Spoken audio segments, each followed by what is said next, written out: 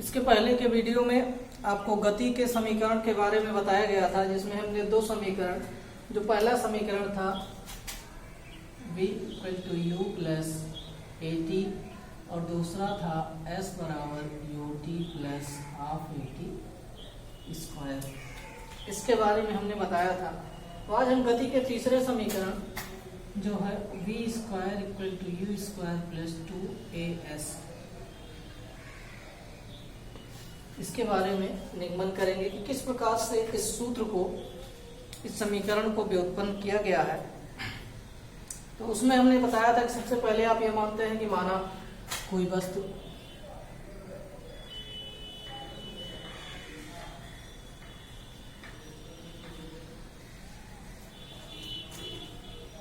जिसका प्रारंभिक वेग u है,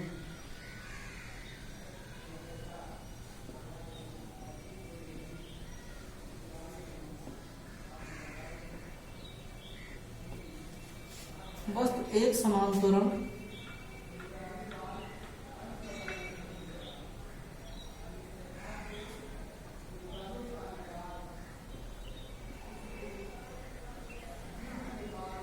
ए से गतिमान है।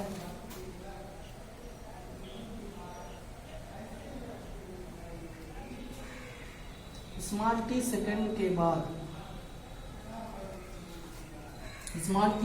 के बाद वस्तु का वेग बढ़कर v हो जाता है।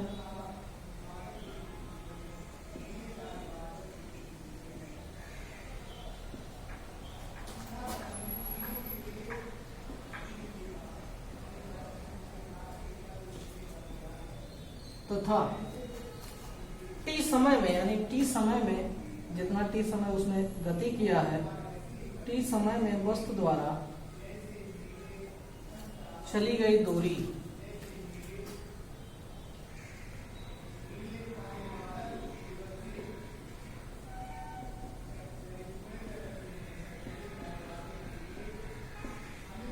स्मॉल s है। यानी ये पहले भी आपको बताया जा चुका है कि हम मानते हैं कोई वस्तु प्रारंभिक वेग इसका u है और उसमें त्वरण एक समान त्वरण a है, यानी कि वस्तु के वेग में प्रति सेकंड होने वाली वृद्धि वो समान रूप से बढ़ रही है। t सेकंड के बाद जब वो वस्तु का वेग बढ़ता है, यानी u से बढ़कर कितना हो जाता है, v हो जाता है। और इस t समय में वस्तु ने कुल कितनी दूरी तय किया, s मीटर या कह लीजिए s दूरी तय किया। अब गति के तीसरे समीकरण v² = u² + 2as हमको सिद्ध करना है। तो इसके लिए हम सबसे पहले ये जो गति का पहला समीकरण है, इसी से इसका व्युत्पन्न निकाला गया है। देखिए सबसे पहले क्या करेंगे, ये जो v = है u + at, हम इस समीकरण में दोनों पक्षों का वर्ग कर लेंगे।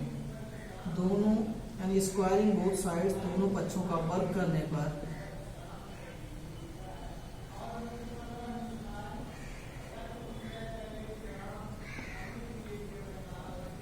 दोनों पक्षों का वर्ग कर देंगे तो क्या मिलेगा हमको, v² और इधर हो जाएगा पूरे का u + at पूरे का स्क्वायर, इस पक्ष का वर्ग और इस पक्ष का वर्ग। अब इसके बाद इसको हम a + b के होल स्क्वायर के फार्मूले से विस्तार करेंगे तो क्या मिलेगा, इसको हम a वाला पद मानेंगे a² यानी u² प्लस b² और b के जगह पे क्या है at, यानी ये हो जाएगा a² t² प्लस 2ab, यानी a की जगह पे 2 × u × b की जगह पे क्या है a t है। अब इसके बाद हम देखेंगे कि ये जो पद है v² u², इस समीकरण में ये दोनों पद हमको सेम उसी तरह मिल रहे हैं। ये जो 2as वाला पद है ये पूरा है। तो किस प्रकार से हम 2as का पद निकालेंगे, हम इसमें से a² t² प्लस 2uat इनका गुणा कर लिए। अब इसके बाद हमको यहाँ इन दोनों पदों से 2as लाना है। तो 2as हम कैसे लाएंगे, इन दोनों पदों में हम 2a कॉमन ले रहे हैं। किस प्रकार से, यहाँ पे 2 मौजूद नहीं है, 2 मौजूद नहीं है, तो हम क्या करेंगे, 2 गुणे 1/2 a स्क्वायर t स्क्वायर धन 2uat। यहाँ हमने इस पद में 2 लाने के लिए 2 से गुणा भी कर दिया और 2 से भाग भी कर दिया। अब इसके बाद v square u square 2a हमको चाहिए, 2a हम यहाँ से कॉमन ले रहे हैं इन दोनों पदों में से। तो जब हम इन दोनों पदों में से 2a कॉमन ले लेंगे तो यहाँ से क्या बचेगा, 2 और a, यहाँ से बचेगा 1/2, एक a कॉमन हो गया, एक a बच जाएगा और ये हो जाएगा आपका t स्क्वायर। और यहाँ से क्या, 2 और a कॉमन हमने ले लिया है, ये बचेगा ut।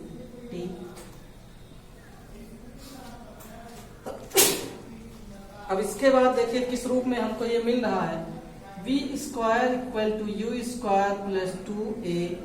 ये जो मिल रहा है ut plus half at square plus ut, हम इसको इस रूप में लिख दे रहे हैं ut plus half at square.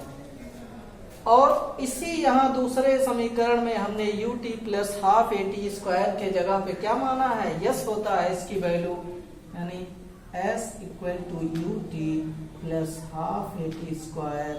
इसकी वैल्यू हम कहाँ रख देंगे, यहाँ लाके रख देंगे v square equal to u square plus 2a into s। और ये हमको तीसरा समीकरण v square u square plus 2as मिल जाएगा। यही गति का तीसरा समीकरण है। गति के तीसरे समीकरण का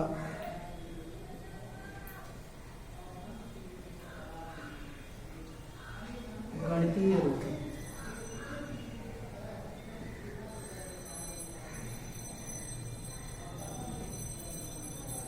तो इस प्रकार हमने देखा कि इस समीकरण में इन तीनों समीकरणों की सहायता से हम आगे आंकिक सवालों को हल करेंगे। और आंकिक सवालों को हल करते समय इस बात का ध्यान रखना होगा कि कौन सा वैल्यू दिया हुआ है और उस वैल्यू को हम किस प्रकार के समीकरण में रखेंगे। पहले समीकरण में अगर हम देखेंगे तो यहाँ इसमें यस नहीं दिया हुआ है, लेकिन v, u, a और t दिया हुआ है। तो अगर हमको यस की जरूरत नहीं है और इनमें से किसी एक का मान निकालना है तो हम पहले समीकरण का प्रयोग करेंगे।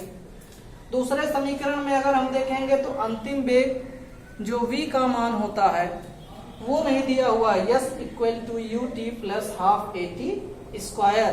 तो अगर हमको समीकरण में या सवाल में v का मान नहीं दिया हुआ है तो हम दूसरे समीकरण का उपयोग कर लेंगे। और ठीक इसी प्रकार से अगर हम इसमें देखेंगे तो t गायब है तीसरे समीकरण में, यानी कि अगर हमको समय ना मालूम हो और समय ना मालूम होने पर अगर किसी अन्य पद का मान निकालना हो तो हम तीसरे समीकरण का उपयोग करेंगे। किसी किसी सवाल में हम एक समीकरण की सहायता से मान उठा के दूसरे समीकरण में भी रख के दूसरा मान ज्ञात कर सकते हैं। तो इस प्रकार से हम अपनी जरूरत के अनुसार, चाहे पहला समीकरण हो चाहे दूसरा या तीसरा, किसी भी गति के समीकरण का उपयोग करके जो आंकिक सवाल दिए हुए हैं चैप्टर में उसको आसानी से हल कर सकते हैं। अब आंकिक सवाल को किस तरह से हल किया जाएगा, उसके लिए हमको v की वैल्यू, u की वैल्यू, a की वैल्यू, t की वैल्यू, s की वैल्यू उसमें किसी न किसी प्रकार से दिया होगा और हमको उस सवाल में पढ़कर कौन सा मान निकालना है उसके मात्रक की सहायता से जान सकते हैं, उसके संकेत की सहायता से जान सकते हैं कि कौन सा मान हमको दिया हुआ है और कौन सा निकालना है। तो इस प्रकार ये गति के जो तीनों समीकरण हैं वो हमको हमेशा याद रखने होंगे और इन समीकरणों की सहायता से हम आंकिक सवालों को आसानी से हल कर सकते हैं।